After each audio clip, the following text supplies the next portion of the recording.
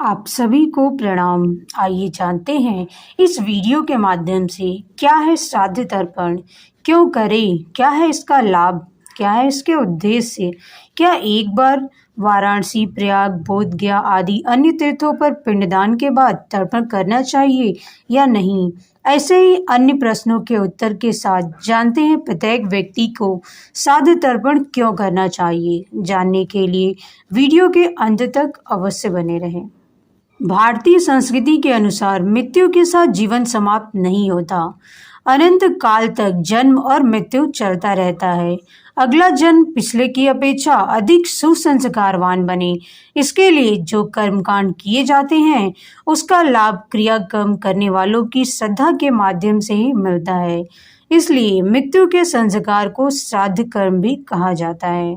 श्राद्ध संस्कार मृत्यु के 13वें दिन 13वीं के रूप में या पितृपक्ष में या पुण्यतिथि पर किया जाता है। पितरों की प्रसन्नता तथा आकांक्षा का केंद्र बिंदु श्रद्धा है। श्रद्धा भरे वातावरण के सानिध्य में पितर अपनी अशांति खोकर आनंद का अनुभव करते हैं।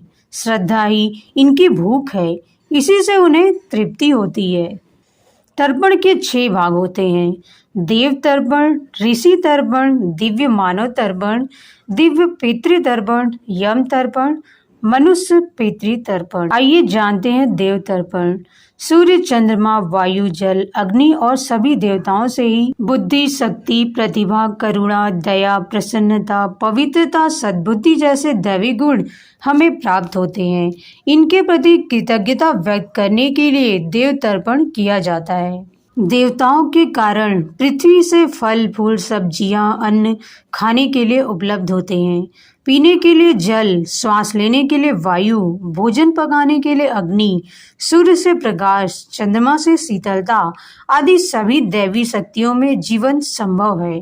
इसलिए अनिवार्य है देव तर्पण। दूसरा है ऋषि तर्पण। व्यास, वशिष्ठ, याज्ञवल्क्य, गौतम, विश्वामित्र, नारद, चरक, सुश्रुत, पाणिनि, दधीचि आदि ऋषियों के प्रति श्रद्धा की अभिव्यक्ति ऋषि तर्पण द्वारा की जाती है। ऋषियों से यज्ञ परंपरा, औषधि के गुण, वैदिक मंत्रों और कर्मकांडों आदि अत्यधिक ज्ञान का भंडार हमें मिला, जिसके लिए हम सब सदैव ऋणी हैं। इसलिए ऋषि तर्पण अनिवार्य है। दिव्य मनुष्य तर्पण, जो पूर्ण जीवन स्वयं का पोषण करने के बाद बाकी समय लोक कल्याण के लिए अत्यधिक त्याग बलिदान करते रहें, वे दिव्य मानव हैं। राजा हरिश्चंद्र, जनक, पांडव, शिवाजी, प्रताप, भामाशाह, तिलक जैसे महापुरुष तथा देश की सीमा पर लड़ते हुए शहीद, जिनके कारण हमारा देश स्वतंत्र हुआ और हम सुरक्षित हैं, उनके लिए हमारा बहुत बड़ा ऋण है। उनके प्रति अपना भाव तर्पण द्वारा व्यक्त करते हैं। दिव्य पितृ तर्पण। दिव्य पितरों के लिए जो लोक सेवा व तपश्चर्या तो नहीं कर सके, परंतु चरित्र हर दृष्टि से आदर्श बनाए रहे, किसी तरह की आँच नहीं आने दिए, अनुकरण, परंपरा एवं प्रतिष्ठा की संपत्ति पीछे वालों के लिए छोड़ गए, उनका भी तर्पण दिव्य मानव और ऋषियों की तरह किया जाता है। यम तर्पण। यम नियंत्रणकर्ता शक्तियों को कहते हैं।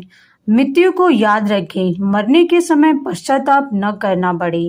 अपने इंद्रिय निग्रहकर्ता एवं कुमार्ग पर चलने से रोकने वाले विवेक को यम कहते हैं। इसे पूरा करना हर भावनाशील का कर्तव्य है। अपने कर्तव्यों की स्मृति के लिए यम तर्पण किया जाता है। इसलिए प्रत्येक नागरिक को अपने कर्तव्य पालन का स्मरण रखने के लिए यह तर्पण करना चाहिए। मनुष्य पितृ तर्पण।